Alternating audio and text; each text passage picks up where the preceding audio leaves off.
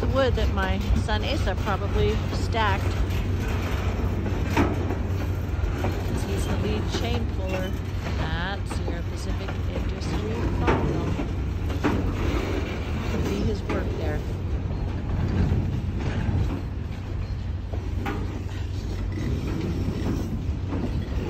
So, many of you saw the previous videos of the garden area back here. We call it the back 40. It's at least 40 feet long. It's only 10 or 13 feet wide.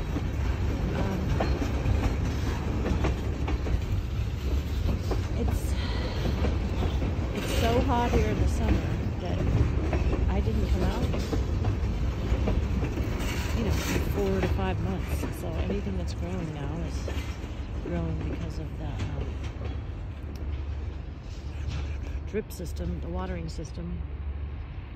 It sprays it actually, so there's been plenty of water out here to grow these things, which I have no idea what they are. But I just received in the mail a book on foraging for edible plants. And I know at least one of these plants out here is edible, but look at that rose bush, beautiful. So the trees which we pruned last year cost a lot. You know, I guess when you prune things, they grow even more. So there's the apricot tree sprouting up. Over there, the cherry tree. We didn't get any fruit on the cherry tree or the apricot tree this year because all the blossoms were knocked off by a late rain. Hi, buddy. Hi. There's my dog. You come to say hi. Oh, good boy. Anyway, I'm going to try to find out what some of these foods are. And we did just hire a young Orthodox guy. So pray that that continues and works out. We're really happy. I'm going to have him out here a bit. These piles were begun by my son Cole last winter when he didn't work because he works on a road crew. So we obviously have to re-rake these and wait for burn days to burn them. But I'm going to try to find out what more of these weed-looking plants are, because some of them may be edible. You know, I'd been praying actually for God to reveal if there were any edible plants out here, and then I discovered this. Okay, so this is called purslane, and it's eminently edible. Oh wow, and it's starting to flower again. So now is a time to eat these. They supposedly have a lot of fatty acids in them, and they can be eaten in salads or they can be cooked. And I don't know, we got a little rain, so it must have perked this plant up quite a bit. Tasty. In fact, extremely good tasting. Wow. Of course I should wash it first. Okay. Then over here we have the mint, which just smells divine, especially when you grab a wad of it and crush it up. And then the roses, these roses end up with a lot of rose hips in the winter once they stop. But we've turned the watering down. We were watering 4 times a day because it only stopped being 90 degrees less than a week ago.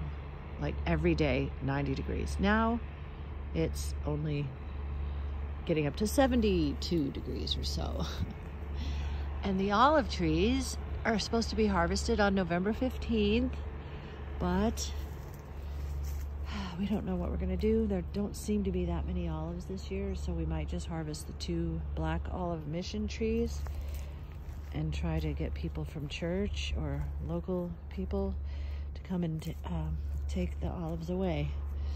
And look at this, lavender mixed in with rosemary and butterflies. So we kind of get a little second spring here in the fall if we get some water. Now that plant right there with little white flowers. Oh man, I think I just saw that in my edible plant book that just arrived. And then I don't know what these are, but we'll see. Wow, these smell like mint, even though they're not. These dried up things have to be gotten rid of because they're apparently very invasive. Oh, here's the purslane plant that obviously died or is in a state of, you know, hibernation. Maybe it'll come back. I don't know if I should pull it out. If anyone knows what to do with a fading purslane and how to make it come back for the next year, you can leave me some comments. Yeah, because I really want to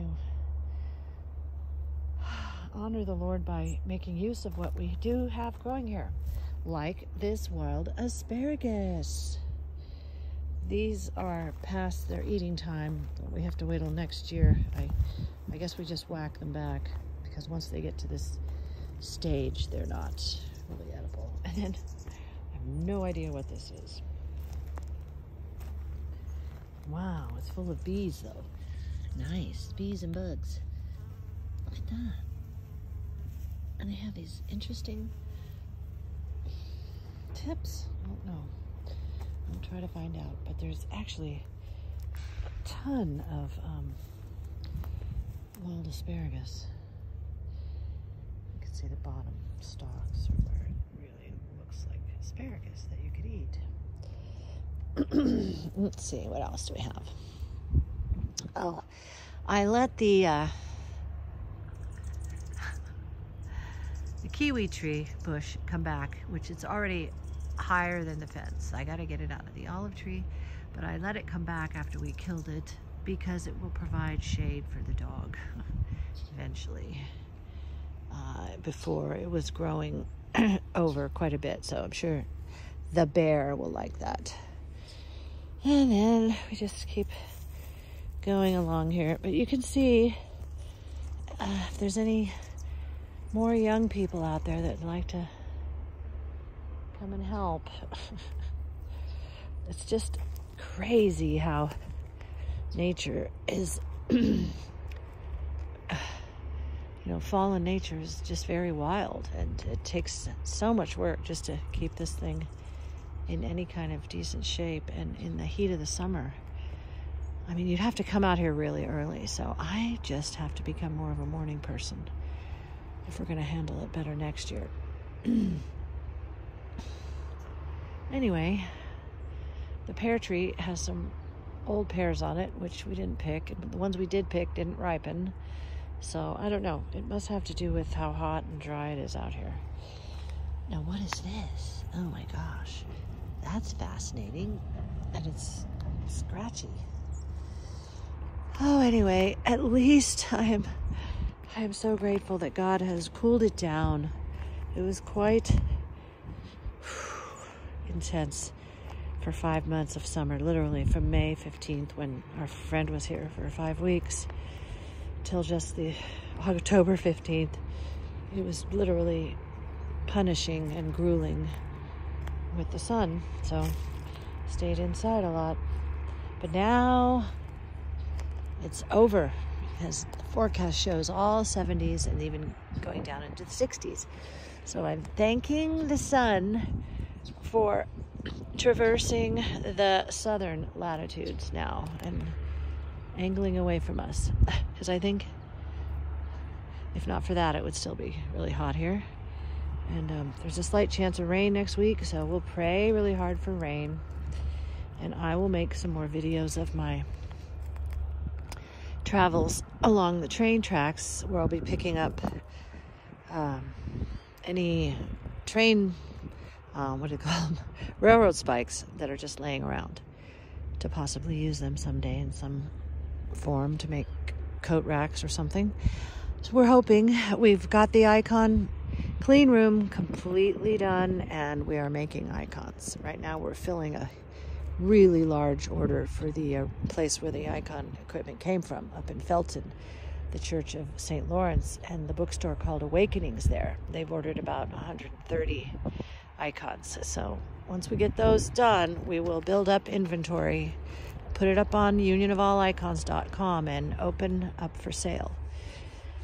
My husband likes to have inventory in stock, so I don't know how we'll deal with that, because people are going to want to order icons that aren't up there. So we'll have to figure out that and just gradually build a nice catalog of icons. There's some really amazing ones. And then we'll have some public domain images too, like the Sinai Christ. We've already made that one time. Turned out really well. And we've made the ladder, the icon of the ladder. And when we do make those, we are going to send a portion of the money that we earn from that to the St. Catherine's Monastery. I'm sure we're going to have to hire a bookkeeper soon to keep track of all the places that we need to send a portion of the proceeds to. All right, guys. I think that's it for today. Oh, yeah, these olive trees down here, you know, aren't on the watering system, so that's what they look like in their natural habitat of the Red Hills. Not too tall and certainly not producing any fruit.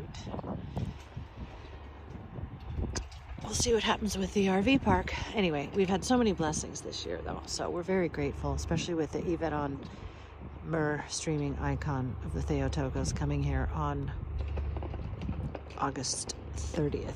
That was miraculous. Oh, I think my husband's emptying my huge garbage can now. I'm gonna go say hi to him. Okay, bye. Thanks for watching. Oh, and I'm gonna read my paper on tears up here soon. That'll be for Crispy Johnson. Bye. Take care. God bless.